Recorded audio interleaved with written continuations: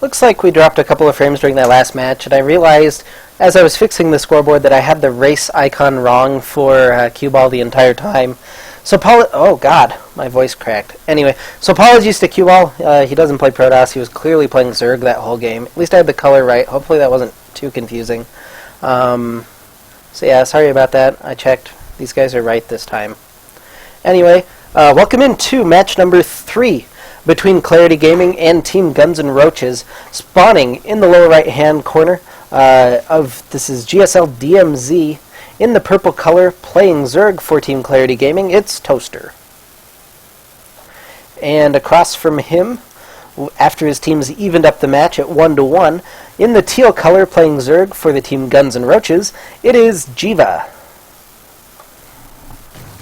So GSL-DMZ is the site of our Zerg versus Zerg. We can see 2 watchtowers in the middle of the map, give a lot of view over the middle section, but you can be tricky. There are a couple of attack paths out and around.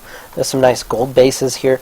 They're like GIMP gold bases with 5 gold mineral patches and 1 rich Vespene geyser, but it can be very powerful if you're able to control the middle of the map through the mid to late game.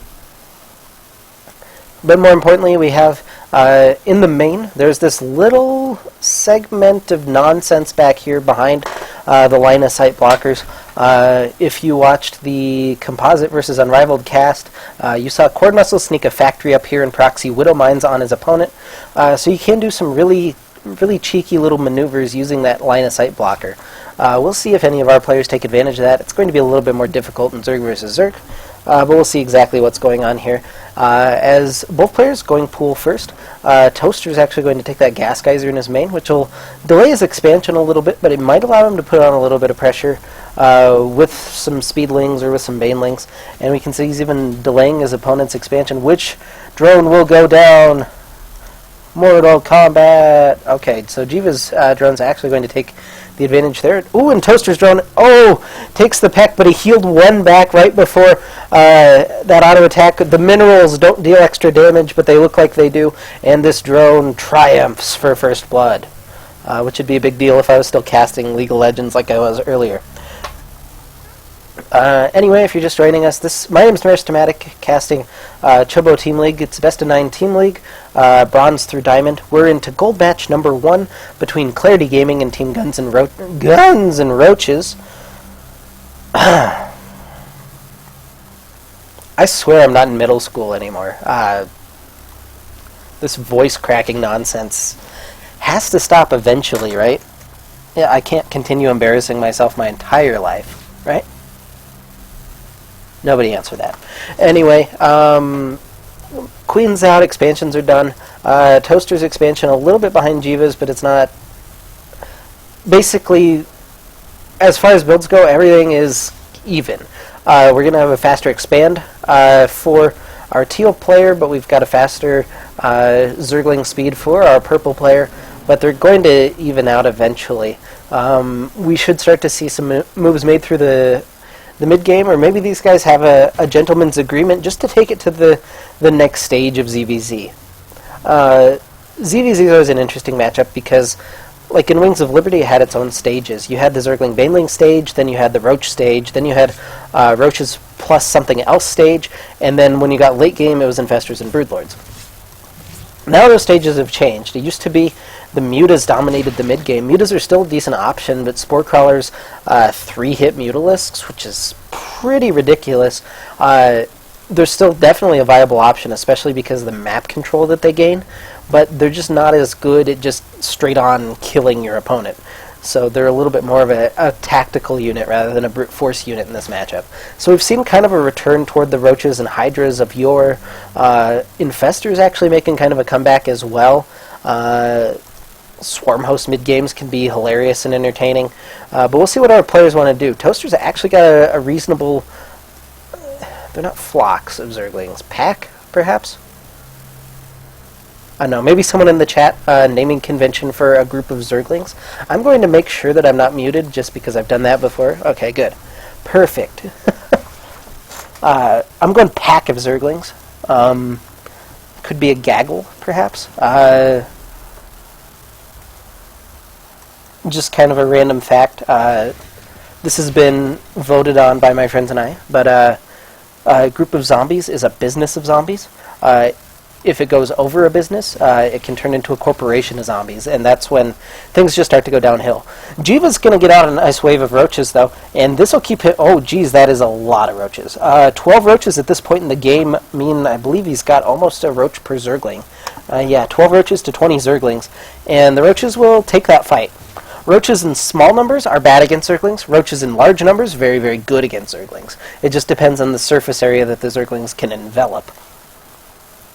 So we see Geeva kind of with the upper hand. Again, Zerg versus Zerg, you have scouting information very available for both players. And Toaster senses this move out from Geeva, making 3 spine crawlers at the front, massing up a ton of Zerglings. And risky business lair at this point, but going for that +1 melee attacks. Unless Geeva is just really, really slow about this move in, it's not going to finish in time for this. These spines should just barely finish, and Geeva, we'll see if he wants to, commit to this. Starting to take down one of these spine crawlers, and the complete surround there by the Zerglings. We can see a couple of these roaches wigging out without attacking. That's, when I say not ideal, that's a lot less than ideal. I don't know exactly why Toaster backed off there. He can't continue this in. We see the roaches just starting to explode. A couple more of them go down, and Geeva's left with 5 roaches, and Toaster completely intact. Let's actually check our workers count. The bigger economy right now goes to Toaster, actually by 9 drones, and 9 drones is pretty significant in a mirror matchup like this one. But now we have kind of the exciting part. These layers are going to be finishing up. Interestingly enough, both players with about the same timing, and then this next tech choice determines a lot of what our mid-game is going to look like. If it's a Mutalisk transition, if we see that Spire very quickly, we're going to see a very aggressive mid-game from both players. If we see something like a Hydralisk Den or an Infestation Pit right away, we're going to see something very, very different. Roach Speed started from Geeva, and there's our first tech building, the Spire on the way from Toaster. So this is an interesting matchup of styles. Mutalisks don't kill roaches particularly fast, which means if you get just a ton of roaches and barrel down your opponent's front door, you can't really do anything about that. The mutas just kind of poke at them for a while. Eventually they'll kill them, but you can lose a lot if your opponent's sitting on mass roach when you're going to Mutalisks. Meanwhile, we do have Geeva has finished up his lair. Nothing out of the lair yet except the Glio Reconstitution, which is that extra roach speed. We also don't see an evolution chamber yet from Geeva, which not as important in Heart of the Swarm, but does mean that he can't... Oh, these couple of roaches at the front might get picked off here by Toaster, and there they go. The sound when roaches die to Zerglings is kind of interesting. I'm never quite sure what to make of it. Ooh, the double Baneling. These are kind of hidden just out of vision. I can prove that they're out of vision here. I hate when that happens. I don't know how to turn off the player cameras the first time, so we get sucked up. But the Banelings are about right here. And in come the Zerglings and Baneling. Oh, not going to wait for that to finish. That's just going to force a cancel right away. Yeah, if you wait until it finishes, you can get that guaranteed kill. It's kind of a little bit of gamesmanship. Anyway, both evolution chambers now finished up for Geeva, so he could start to catch up in upgrades if we see the missile and the ground carapace come down at the same time. He's actually got the money for it. Toaster we see floating a couple of minerals, nothing too terminal at this stage in the game. Does have an extra refinery done. And the first couple of Mutalisks, that'll be 8 in our first pack. No, Flock. We decided Flock. Mutalisks. And now after spotting his opponent attempting to take a third, is going to take a third himself. Really nice. I like the position of Toaster right now, despite being behind a little bit in supply. Let's actually check and see what that supply is. Worker supply is 44 to 36 in favor of Toaster. So our purple player Toaster has the better economy, but the higher army supply goes to Geeva right now. Geeva's army, of course, is entirely roaches. Yeah, 23 roaches. Anyway, I thought I saw tech building in production. I might have been losing my mind. Oh, there it is. The Hydralisk Den has finished up for Geeva. This is not exactly when you want to attack. Just kind of general StarCraft stuff. If you're teching, you don't want to attack right then. You want to wait until your tech fully kicks in. So it would be good to see Geeva wait for couple of Hydralisks. Ooh, this could be nice. A little bit of a Zergling run by. Oh, that's going to be cleaned up, though. It was the right idea by Toaster. It's just not going to quite execute well. The Banelings detonate kind of harmlessly on roaches. A couple of the roaches went down. Nothing too good. I thought I saw something. Maybe not. Anyway, we've got full-on attack mode here. GnR just decided to power up into the natural, which I didn't quite expect. And the spine crawlers have all gone down. All these Zerglings are going down. And Toaster's back up against the wall a little bit. Queen's going down now. Mutalisks headed back across the map. But again, just like I said, Mutalisks will kill roaches, just not very quickly. And we'll see they'll start to peck away at these roaches, but this isn't... It's not effective. The drones actually pulled the fight to add a little bit of DPS to this army, but Toaster's supply falling rapidly. GnR's supply falling a little bit as well, but we can see preparing back at home, getting some Hydralisks and some Spore Crawlers. Natural going to go down, and now Toaster's a one-base Zerg. And Roach is headed up into the main. There's not much here, really. If he gets a couple more worker kills, that could be very good. Another Roach does fall down to 4. Actually going to target down the Spire. That's not quite the right decision, I think. Oh, the Burrow. Out of range of the Spore Crawler. So those Roaches are going to be very annoying as they pop back up. Workers killed. 24 workers killed by GnR. Another Roach rallies in there, just to die, I guess.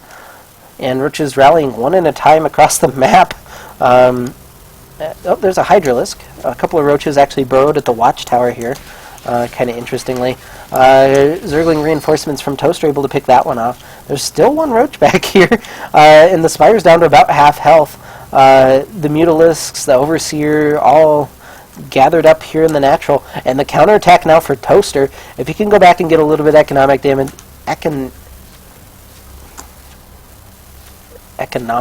done to his opponent, this could even out again.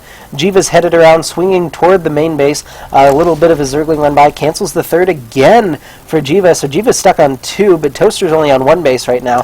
So that's not so good either. The Mutalisk flock is 11 and chilling just outside the main base. They could swing in, start to get some drone kills on this side of the drone patch. The drone patch? Anyway, this Roach is actually still back here. Spore Crawler being forced to be made. Queen trying to kill the Roach. Not doing much more than just tickling him. Spire getting a little bit low. The Spore Crawler just... Oh, God. That kills Mutalisks so quickly. 2 have gone down, 3 have gone down, 4 Mutalisks will die. Actually, that was more than 4 because he had 11, so that was 6 Mutalisks. Did go down there. Let's see how many. Yeah, 5 kills by the Spore Crawler. So, I guess moral of the story: static defense pretty good. This 75 mineral Spore Crawler just killed 5 100 Mutalisks. Pretty effective. Resources lost tab just a little bit worse for Toaster, and we see GnR. This is a pretty nice sized army headed across the map. Toaster got some Zerglings in sort of a proxy position. Might be able to pick off a couple of workers if he did a run by. No, not quite going to happen. Toaster's trying to restabilize a little bit. These Zerglings going to have to back off for now. Toaster just making Zerglings back at home to try to hold off this push. I'd love to see. 1,000 or 1,400 gas is a lot of Mutalisks. It doesn't have the minerals, though. And we see both players actually starting to drone again now. What does the drone count? 38 to 32. Slightly in favor of Toaster still? Yeah. Anyway, the Roach Hydra army, this is actually mostly just a Hydra army at this point. But the Roach Hydra army moving in with these couple of Roaches to buffer in the front. Nice positioning so far by Toaster. Needs to be careful not to have everything firing at the overlords and instead targeting down some of the army, but this looks like about it. GnR moves in and has taken down all these spine crawlers. Natural going to go down again. Mutalisks were headed back to defend, but that's not going to be enough. And there's the GG from Toaster. So GnR has taken game number 2 for Guns and Roaches and has given them their first lead of the game. And really well played game. That was pretty back and forth. I think just a little bit superior unit composition, honestly, for GnR, and really smart play using that Roach attack, knowing that he could occupy those Mutalisks. He didn't know the Mutalisks were out, but once he saw them, keeping them occupied for long enough to actually kill the Roaches meant that back home he could get down a couple of spores, and we saw how good that Spore Crawler was for him. So congratulations to Geeva on the win, and Guns N' Roaches takes a 2-1 lead. We'll head into our first Platinum match after a short break. Don't go anywhere. You're watching Chobo Team League, casted by Marismatic. Guns N' Roaches leads Clarity Gaming 2-1.